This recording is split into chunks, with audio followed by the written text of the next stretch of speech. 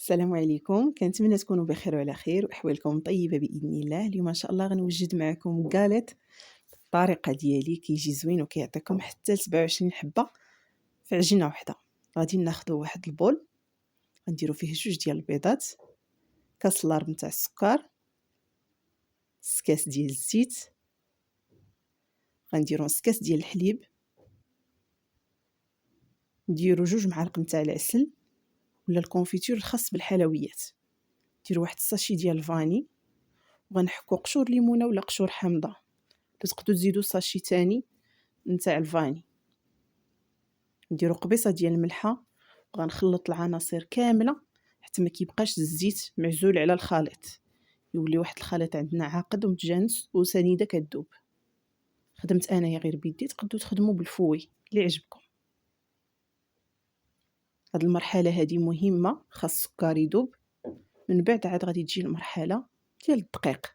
هنا في هاد الخلطه هذه غنحتاجو 6 الكيسان د العنبه ديال الفورس او ما يعادل 600 غرام ديال دقيق الفورس. غادي نغربل 3 ديال الكيسان مع جوج ساشيات نتاع الخميره الخاصه بالحلويات. عاد ديك الساعه نخلطهم ونضيف 3 د الكيسان من بعد، يعني الكميه ديال الدقيق نقسموها على جوج ديال الدفعات. هاد الكاليط هذا كيجي زوين منفوخ هشيش، كيعطيكم واحد الكميه وفيره. راه الا صغرتوهم شي شويه غيجيوكم حتى ل 32 حبه، يعني واحد الكميه اللي غادي تدوز لكم السيمانه ياكلوا فيها وليداتكم كاسكروت الكوتي يديو معاهم المدرسه. صافي غنخلط مزيان، نجمع العجينه ديالي، منحاولش نقصحها. الدقيق ديروه بالعبار باش هكذا تجيبوا العجينه هي هذه كتكون شويه كتلاصق، ما خصهاش تجي يابسه بزاف باش يجي القوام ديال الكاليط هشيش. صافي غادي ناخذ اللاطه اللي غتدخل الفران، ندهنها بشويه ديال الزيت صافي، ونبدا نشكل في لي كاليط ديالي. الكويرات يكونوا شويه صغار حيت مازال غادي تنفخ وغادي تضعف الحجم ديالو، يعني نصغروا شويه الحبه. بغيتو ديروا هذا القياس اللي درت ديروه، بغيتو تصغروا شي شويه مازال صغر. يعني انا بهذا القياس هذا عطاتني 27 حبه. صافي غادي نكمل بهذه الطريقه هذه حتى كنكور العجينه كامله اللي كاينه عندي.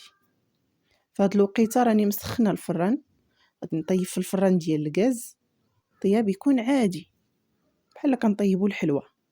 من بعد ما شكلت العجينه ديالي كامله، خديت واحد صفر بيضه مع شويه ديال الحليب وشويه القهوه سريعه الذوبان. غادي ندهن الوجه ديال الكاليط، ما تكثروش القهوه بزاف باش اللون ديالها ما يجيش مغموق بزاف. صافي غادي نكمل بهذه الطريقه هذه. فاش نسالي غادي نرشمها بالفرشيطه بحال الكاليط اللي كنلقاو تيتباع في الزنقه. صدقوني كيجي بنين بنين بزاف على هذا اللي تيتباع في الزنقه وهشيش.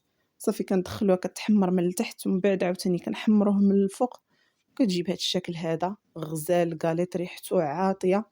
ما نقولش لكم بريحه الحامض، ولا تقدروا تنسموا بالليمون، كتجي غزاله. حتى داك نص كاس نتاع الحليب تقدروا تعوضوه بالعصير ديال الليمون، نص كاس د العصير ديال الليمون. المهم الكاليط كيجي غزال والكميه تبارك الله 27 حبه البنات. راه بقات ليا السيمانه كامله عمرتها في بواطه، بقات لي السيمانه كامله. غنحل معكم وحيده تشوفوا كيفاش هشيشه. عاد راه مازال سخون، غيبرد وغادي يزيد عاد يولي بنين كتر وكتر. كنتمنى الوصفه تجربوها وما تنساونيش من لايكاتكم.